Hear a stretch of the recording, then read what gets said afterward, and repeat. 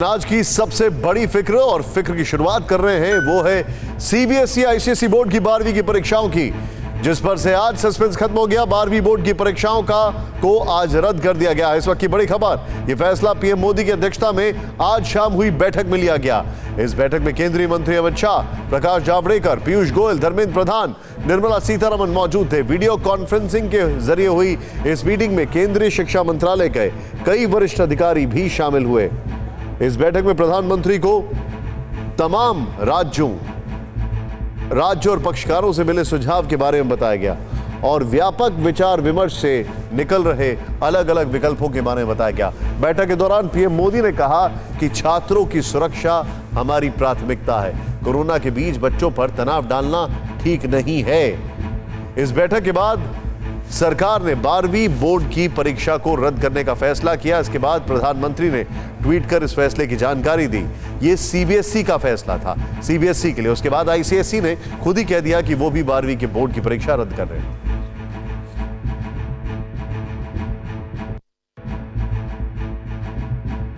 आज ऐसे एक संवेदनशील निर्णय स्वयं प्रधानमंत्री जी ने लिया। इस बीच में दो बार खुद उन्होंने बैठक किया। रक्षा मंत्री जी के नेतृत्व में शिक्षा मंत्री जी और अनेक केंद्रीय मंत्री सारे राज्यों की सरकारों के साथ चर्चा किया। कई प्रकार की मत आए थे। समाज जीवन की अनेक विशेषज्ञ अपना अपना मत रखे थे। ये सारे को विचार में लेते हुए, यद्यपि कोरोना नियंत्रण में आ रहा है, लेकिन बच्चों के भविष्य को कोई खतरा में ना डालते हुए ये निर्णय किया गया है। ये बहुत ही अच्छा निर्णय है। ये देश की नई पीढ़ी के लिए और सुरक्षा देने के लिए एक बड़ा कदम है। मुझे बहुत खुशी है इस बात की कि बच्चों के हित में फैसला लिया गया है। बच्चों को स्वास्थ्य को ध्यान में रखते हुए फैसला लिया गया है, क्योंकि देश भर के 1.5 करोड़ बच्चे इस बात से दुखी थे कि उनकी 12वीं की क्लास लगातार खिंचती जा रही है, वो ख़त्म होने का नाम नहीं ले रही। दूसरी तरफ उनके मन में ये भी था कि अब हम आगे की पढ़ाई कैसे करेंगे जब 12वीं ख़त्म नहीं होगी, और अगर परीक्षा देने के लिए बाध्य किया जाएगा तो उसका नुकसान यह है कि आज जिस तरह से देश में कोरोना बढ़ रहा है उसमें उनकी जान को खतरा था। कोई भी पेरेंट नहीं चाहता था कि उसके बच्चे को उसकी जान पे खेल के परीक्षा दिलवाई जाए। इस बैठक में यह भी फैसला लिया गया कि पिछले साल की तरह अगर कुछ छात्र परीक्षा देने की इच्छा रखते हैं तो स्थिति अनुकूल होने पर सीबीएसई द्वारा उन्हें ऐसा विकल्प प्रदान किया जाएगा। बहरहाल परीक्षा रद्द होने पर 12वीं बोर्ड के छात्रों की प्रतिक्रियाएं आनी भी शुरू हो गई। ठीक भी हुआ है, गलत भी हुआ है। एक्चुअली हमारा मतलब इतना सारा प्रिपरेशन किया वो भी वेस्ट गया है, बट एक सेफ्टी के मेजर से देखा जाए तो ये हमारे लिए ठीक भी है। ये अच्छा नहीं हुआ है, क्योंकि हमारी प्रिपरेशन जो पिछले बहुत टाइम से चल रही है ये सब एक तरह से वेस्ट ही हो गई हमारे लिए। तो मेरा तो यही कहना है कि एक अच्छा प्रॉपर क्राइटेरिया नहीं मिल पाएगा, क्योंकि इंटरनल बेसिस पे मेरे को लगता है कि मार्किंग थोड़ी ऊपर नीचे हो सकती है किसी स्टूडेंट की, पर एक परफॉर्मेंस के बेसिस पे हो जाता तो बहुत अच्छा रहता। एग्ज़ाम कैंसिल हो गई, ये बहुत अच्छी बात है, क्योंकि हमारी हेल्थ सबसे फर्स्ट प्रायोरिटी पे आती है। और मेरे साथ अभी इस वक्त हमारे 3 सहयोगी जुड़ चुके हैं। मनीष झा जो कि पीएमओ को कवर करते हैं, अमोद जी जिन्होंने इस बैठक को कवर किया, मानव दिल्ली सरकार, और एक चीज कवर करते हैं। सबसे पहले मेरा पहला सवाल यहां पर है अमोद जी से। अमोद जी, एक चीज मेरे समझ में नहीं आ रही। अभी हमने खबर दिखाई कि अगर स्थिति अनुकूल हुई तो परीक्षा देने का भी विकल्प होगा। ये कोई प्रोबेबिलिटी दिखती है कि नहीं दिखती है? अभी मुझे लगता नहीं है। हालांकि सीबीएसई का इस पर डिटेल आना अभी बाकी है कि क्या वैसे बच्चों को जो देना चाहते एग्ज़ाम उनको अवसर दिया जाएगा कि नहीं, इस पर कोई अभी सफाई नहीं आई है। कुछ देर रात तक उनकी इस पर एक कंपाइल्ड उनकी तरफ से रिलीज आएगा।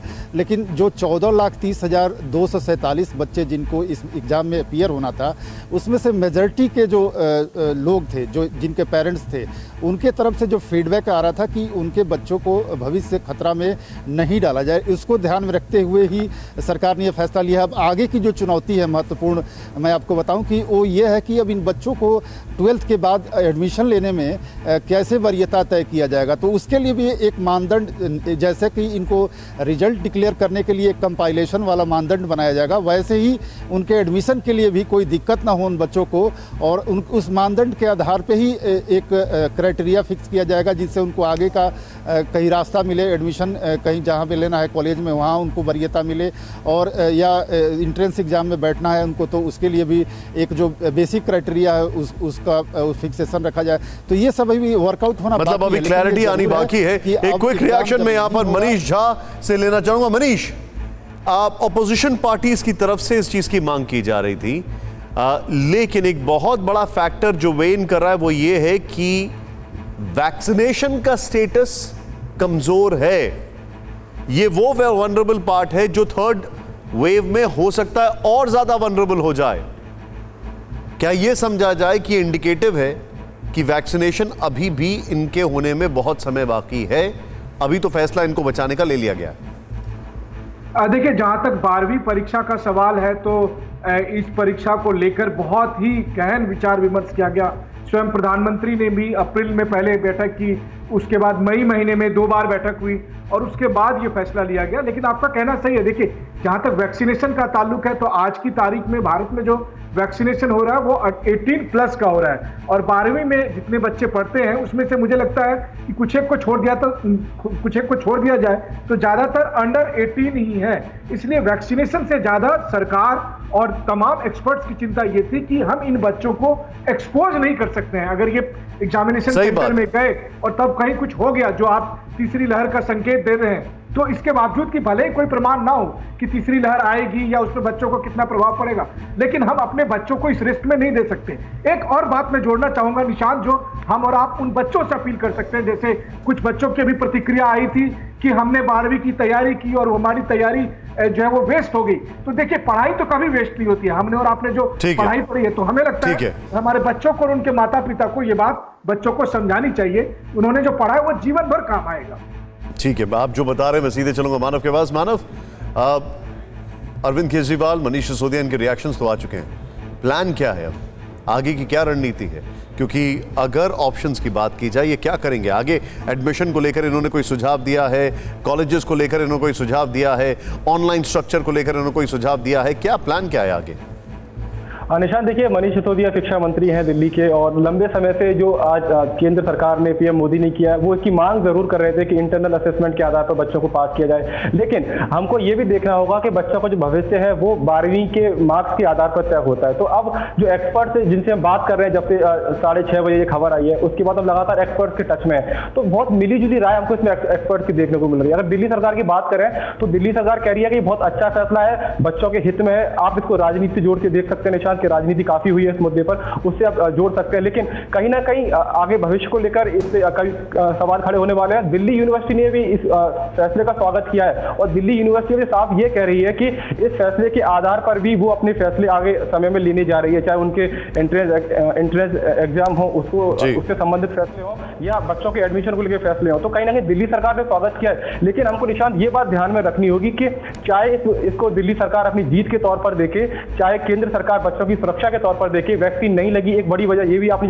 जो बताई कि वैक्सीन अगर लगी होती तो परीक्षा कराने पर विचार किया जा सकता था। लेकिन वैक्सीन नहीं लगी तो कहीं ना कहीं दिल्ली सरकार को या आम आदमी पार्टी को मौका मिला ये सारी बातें कहने का कि बच्चों की। जी, लेकिन वैक्सीन दुनिया में भी अगर बात की जाए तो अमेरिका में अब लगना शुरू हुई है। दुनिया में भी इसकी शुरुआत अभी करीब 5-10 दिन पहले शुरू हुई है। लेकिन short term strategy vaccination, long term strategy जो है वो ये है कि आपको ऑनलाइन सिस्टम एक जनरेट करना पड़ेगा, क्योंकि कोरोना आने वाले 2 साल के लिए कहीं नहीं जा रहा है, ऐसा विशेषज्ञों की राय है। और वैक्सीन के बाद भी वल्नरेबिलिटी बनी रहती है। परवाह देश की, सोमवार से शुक्रवार रात 10 बजे TV9 भारतवर्ष पर।